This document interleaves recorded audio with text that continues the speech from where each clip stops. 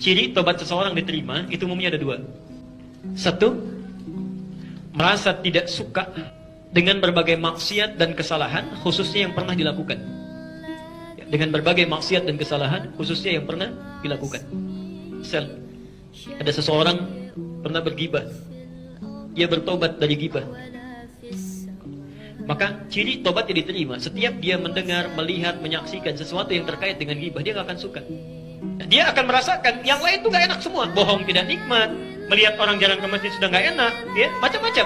Itu tandanya ada kebaikan besar di situ. Yang kedua, ciri yang paling utama adalah ibadahnya, kebaikannya semakin meningkat. Semakin meningkat. Maka berbahagialah kalau Anda mendapati itu. Semakin meningkat. Tadinya kumpul-kumpul, sekarang mau taklim, masya Allah. Ya. Orang lain liburan, ambil waktu misalnya yang padat untuk macam-macam, pergi kemana-mana, dia mendekat kepada Allah. Itu ada kenikmatan luar biasa. Kenikmatan. Lihat mata Anda di cermin yang penuh dengan dosa. Tatap wajah Anda yang penuh dengan dosa.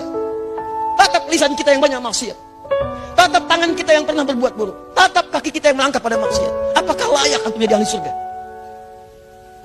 Kenapa Anda begitu ringan meminta kepada Allah Firdaus, sementara Anda tidak buktikan dengan ikhtiar? Dan itu baru Anda, belum anak Anda. Apa Anda ridha masuk surga sementara anak-anak Anda berteriak masuk neraka? Tolong saya, tolong saya. Akan tiba satu masa semua orang sudah tak peduli. Saya. Lupa dengan anak, lupa dengan suami, lupa dengan istri, lupa dengan ibu, lupa dengan ayah. Dan mereka teriak minta tolong, tolong saya, tolong saya. Apa yang Anda bisa kerjakan? Karena itu Anda usaha. Ayo berubah. Apa yang Anda kumpulin dunia? Dunia itu mudah, kecil. Kalau ada nilainya hanya sebesar sayap nyamuk saja, Allah gak akan berikan kepada orang yang gak beriman. Kita mesti berubah.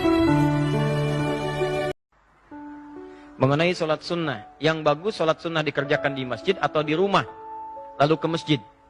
Misal, sholat sunnah 2 rakaat sebelum subuh, baiknya di rumah atau di masjid. Teman-teman, ini yang paling penting. Silakan anda cek hadis-hadis Nabi SAW tentang 2 rakaat sebelum subuh ini. Nabi itu umumnya mengerjakan sholat sunnahnya selalu di rumah. Umumnya dikerjakan selalu di rumah. Ya, jelas ya? Baik. Nah, pertanyaannya belum selesai. Awas, belum selesai. Awas, hati-hati, hati-hati. Dalam syarah Sahih Al-Bukhari, Fathul Bari. Awas, pelan-pelan. Maka diterangkan kemudian oleh Ibnu Hajar Al-Asqalani. Lihat hadisnya. Kenapa Nabi menunaikan salat sunnahnya di rumah? Kata beliau, idza kana baitu qariban minal masjid. Maksudnya adalah, rumah Nabi itu kan dekat dengan masjid. Nempel ke masjid. Bahkan sekarang di area masjid. Maka jika rumah anda kemudian dekat dengan area masjid, maka lebih baik tunaikan salat sunnahnya di rumah. Maka jika orang telah selesai mengerjakan sholat, apa ciri sholatnya berhasil? Bukan sekedar dia menunaikan salam. Lihat sini. Assalamualaikum warahmatullah. Assalamualaikum warahmatullah. Kata Quran, tidak cukup salamnya disebut sebagai sholat yang berhasil. Ciri orang yang berhasil sholatnya, teruskan ayatnya. Fadhkurullaha. Maka orang sholat yang sholatnya tuntas dikerjakan dengan benar, sholatnya bisa mengingatkan dia dengan Allah subhanahu wa ta'ala. Jadi kata Quran, kalau orang benar sholatnya, selesai sholat, dia ingat Allah. Saya ulang, selesai sholat, dia ingat Allah. Qiyaman, saat berdiri, ingat Allah. Wa qu'udan, duduk, ingat Allah. Wa ala junubikum, berbaring, ingat Allah. Sedangkan kaidah mengatakan, kaidah al-qaidatu taqul, orang yang ingat Allah, alladzi yadhkurullaha fi hayati, orang-orang yang selalu Ada rumus yang sangat singkat dalam tafsir. Jika disampaikan informasi dalam Al-Quran dan dibuka tegas langsung dengan lafaz ayat, maka informasi dimaksud bukan sekedar ingin mengabarkan sebuah peristiwa ataupun ketentuan yang disampaikan oleh Allah, tapi sekaligus ditujukan membangun kedekatan dengan Allah Subhanahu wa Ta'ala. Ayat pernikahan dibuka oleh Allah langsung dengan diksi ayat, seakan-akan ingin menegaskan bahwa tujuan utama, puncak dari akad, puncak dari nikah itu tiada lain untuk membangun kedekatan dengan Allah Subhanahu wa Ta'ala. Karena itulah banyak ulama mengatakan, jika ada seorang yang telah berumah tangga belasan tahunkah, puluhan tahunkah, tapi tidak semakin mendekat kepada Allah, maka boleh jadi ada yang tidak tepat dalam rumah tangganya. Silahkan, saya lihat Masya Allah banyak yang baik-baik sekarang. Ya Ustaz Firanda, ambil ilmunya dalam hal akidah dan sebagainya. Ustaz Khalid Basalama, ambil ilmunya. Ya dalam sirah Nabawiyah dan sebagainya. Ada di sini Ustaz Syafiq mungkin dekat ke Surabaya, ambil ilmunya. Ada Ustaz Abdul Somad yang di Riau, ambil ilmunya. Anda tidak sepakat, tinggalkan yang tidak sepakatnya. Kebaikannya ambil untuk Anda. Ada kebaikan di situ. Ada Ustaz Salim Fillah yang dari Jogja. Ada yang muda-muda sekarang. Ada ulama-ulama kita. Ada habaib, ada masyayikh. Saatnya kita tinggalkan yang tidak penting. Tinggalkan. Sekarang saatnya kita berubah. Mau sampai kapan antum saling bersikap seperti itu? Sampai kapan mau saling celah? Sampai kapan mau saling merasa benar sendiri? Sampai kapan mau saling merasa hebat? Yang paling gampang, ambil semua kebaikan. Jika tidak sepakat, tinggalkan. Ukurannya dua. Sesuai Al-Quran, sesuai Sunnah, ambil. Tidak sesuai, antum boleh tinggalkan. Jelas sampai sini? Termasuk saya. Sekali lagi, jika pelajaran saya tidak menghadirkan ketakwaan dalam pandangan Allah, tinggalkan saya. Ambil kemudian ustadz-ustadz lain yang bermanfaat. Punya capaian minimal saat meninggal, apalah satu hadis. Hafal 100 ayat. Beda, lahir belum hafal ayat, pulang bawa ayat. Lahir belum tahu hadis, pulang bawa hadis. Sehingga ketika berjumpa dengan Rasulullah SAW, kita punya kebanggaan. Dia begitu menghadap Rasulullah, ya Rasulullah, Masya Allah, saya berusaha mencari bekal bertemu dengan Anda. Saya hafalkan hadis-hadis Anda. Nah ini apa yang Anda banggakan di hadapan Nabi ketika yang lain bawa ribuan hadis, Anda bawa apa? Saya datang cuma bawa cinta ya Rasulullah. Wow. Yang lain juga cinta. Paham? Ini Allah itu ingin menyampaikan pada kita, kalau kalian hidup enak saat di dunia, mendapatkan kenikmatan, pastikan nikmat itu dibawa ke akhirat. Dan lebih daripada itu. Lebih daripada itu. Awas hati-hati, jangan-jangan di dunia Masya Allah nikmatnya luar biasa, rumah luas, kendaraan cukup membentang, padat sana sini, di rumah ada sekian mobil terhampar. Di akhirat dia fakir. Untuk apa? Perhatikan kalimat ini ya. Kalau Anda fakir dalam urusan dunia, hidup itu sementara. Tapi memiliki bekal akhirat yang cukup, kaya urusan akhirat, maka di akhirat tidak akan pernah ada wafat lagi. Abadi sifatnya. Jadi kalau fakir di dunia, begitu Anda meninggal, selesai. Kefakiran tuntas. Sama orang kaya juga saat akan meninggal dunia, nggak ada yang dibawa. Jangan pernah merasa nyaman beriman sendirian. Boleh jadi Anda dititipkan tetangga belum beriman, karena doa-doa Anda itulah yang akan merubah dia menjadi beriman. Boleh jadi Anda dititipkan oleh Allah teman di profesi yang belum beriman, mungkin karena tahajud Anda, akhlak Anda, itu bisa menghunjamkan hidayah dalam jiwanya supaya dia beriman. Dan kalau kemudian dia memutuskan masuk Islam, maka semua amal yang ia kerjakan saat Muslim, Anda akan mendapat bagiannya tanpa dikurangi sedikit pun. Itu ada di hadis riwayat Muslim. Nabi pernah sampaikan, man dalla ala khair falahu ajruhu mithla ajri fa'ili min ghairi an yankusa min ajri syai'. Siapa yang pernah memfasilitasi, bahkan hanya sekedar menunjukkan pada kebaikan, maka ia akan mendapatkan pahala yang sama dengan yang mengerjakan tanpa dikurangi sedikit pun. Maka bayangkan ketika orang itu sholat, Anda mendapat bagiannya.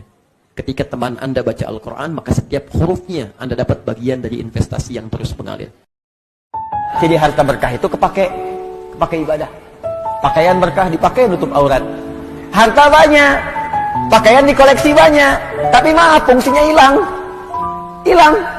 Ngapain Anda kalau cuma beli pakaian untuk buka aurat? Ngapain? Hah? Jangan berlomba sama hewan, gak akan menang. Tuh lihat monyet tuh, monyet jantan, monyet betina, gak pakai pakaian. Anda mau kontes sama binatang, gak akan menang. Ayo. Ngapain membeli sesuatu? Allah kasih rezeki nih, pakai ibadah, pakaian, tutup aurat kamu. Anda dikasih, tapi kemudian uang yang banyak itu, Anda punya uang miliaran untuk tutup aurat aja nggak mampu. Kasihan. Masa kalah sama orang yang punya penghasilan 100 ribu? Dia cuma punya 100 ribu, bisa tutup aurat. Anda dikasih 100 miliar, nggak bisa tutup aurat. Berapa banyak lagi harta yang Anda butuhkan untuk tutup aurat Anda? Seorang nenek datang kepada Nabi SAW. Dengan pedenya dia berkata, ya Rasulullah, aina ana fil jannah? Masya Allah, ya Rasulullah, di mana saya nanti di surga? Kata Nabi, ma kunti fil jannah. Kamu tidak akan ada di surga. Hah? Sedihlah nenek itu. Pulang meninggalkan Nabi SAW. Kemudian pulang ke tempatnya, di jalan bertemu dengan Umar bin Khattab radhiyallahu ta'ala anhu. Kata Umar ditanya, ma biki? Kenapa engkau? Ana jitu lan Nabi SAW. Saya datang kepada Nabi SAW. Fasa'altuhu. Saya bertanya kepada beliau, ya ayuhan Nabi, aina ana fil jannah? Di mana saya di jannah? Faqala li, dia berkata kepada saya, ma kunti fil jannah. Saya tidak di surga. Saya sudah beramal, capek-capek, gak bisa masuk surga. Canda Nabi dibaca oleh Umar. Umar ketawa. Nenek ini makin marah. Apa kamu ikut ketawa kan? Masya Allah. Kata Umar, laqad sadaqan Nabi SAW. Benar Nabi. Lah kok benar? Kata Umar, karena tidak ada nenek-nenek di surga.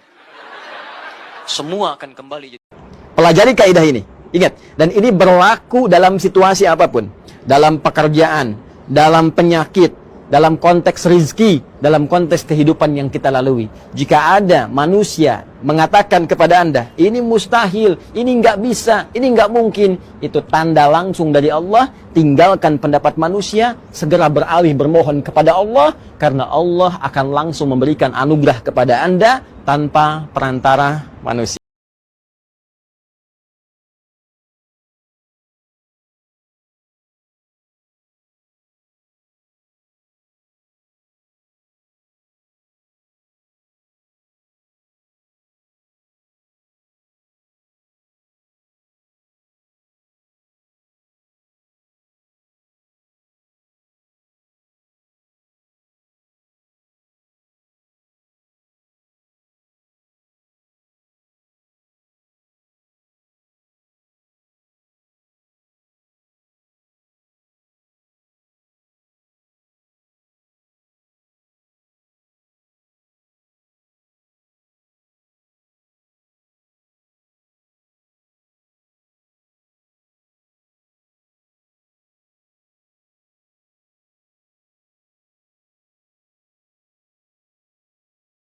Kehidupan kita turunkan, bangun kedekatan dengan Allah. Sungguh, ciri orang-orang beriman itu adalah diantaranya jika dibacakan kepadanya, jika diperdengarkan kepadanya, jika disebutkan pada dirinya Allah, kalimat Allah, bergetar jiwanya, ada getaran dalam jiwanya. Ini mohon maaf nih Pak Ibu ya, kalau ingin mengecek iman kita masih ada atau tidak, salah satunya kalau mendengar kalimat Allah masih ada getaran nggak dalam jiwa. Karena itu Allah perdengarkan kalimat Allah itu 5 kali dalam sehari. Dan saat ruku dan sujud itu yabtaguna fadla, dia minta yang paling utama dari Allah. Jadi kalau sedang ruku, sedang sujud, berdoa yang paling utama. Terutama saat sujud. Jangan nanggung. Kalau ada dicontohkan lafaz dari Nabi, bacakan doanya. Kalau nggak ada contoh lafaz dari Nabi, di hati kita mintakan. Maka minta yang paling utama. Kalau surga, minta surga yang paling utama. Bersama Nabi, dengan orang soleh, dengan para syuhada, minta yang paling utama. Kalau dunia, minta yang paling utama. Jangan tanggung. Kaya sekalian, kaya dan berkah. Ya, kedudukan tinggi sekalian, tinggi dan berkah.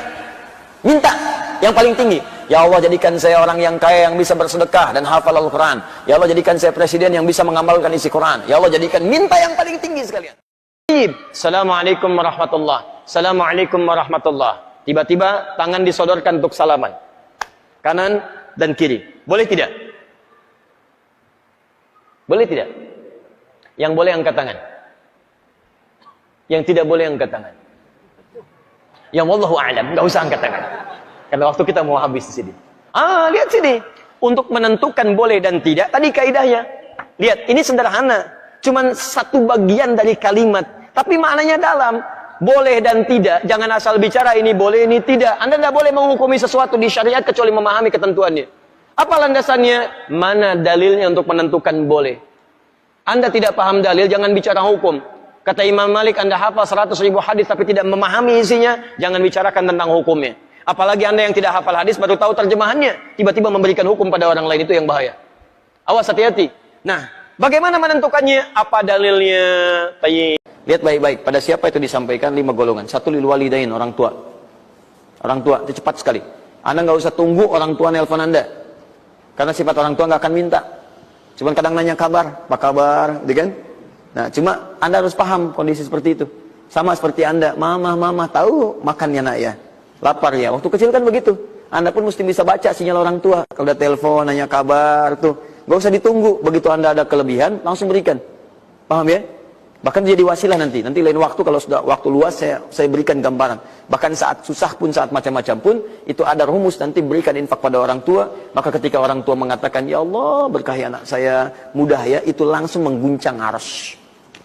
Nanti saya tunjukkan hadis-hadis sahih dalam kajian spesifik nanti ketika kita masuk ke dalam babnya. Di riwayat Al-Bukhari dalam kitabnya Al-Adabul Mufrad. Bagaimana perannya orang tua begitu penting bagi keberkahan. Amin, bagaimana mengucapkan yang benar? Bisa 2 cara. Yang pertama panjang 2 harakat A-nya, min-nya panjang. Amin. Boleh. Amin. Ghairil maghdubi alaihim waladdallin. Amin. Boleh. Yang kedua, A-nya dibaca pendek, minnya panjang. Amin. Boleh. Ya bisa. Amin bisa. Amin. Boleh. Jelas ya? Dan biasanya bacaan ini akan otomatis mengikuti suara imamnya. Kalau imam kencang, aminnya akan kencang. Imamnya rendah, aminnya akan rendah. Nggak ada sebaliknya. Ghairil maghdubi alaihim waladdallin.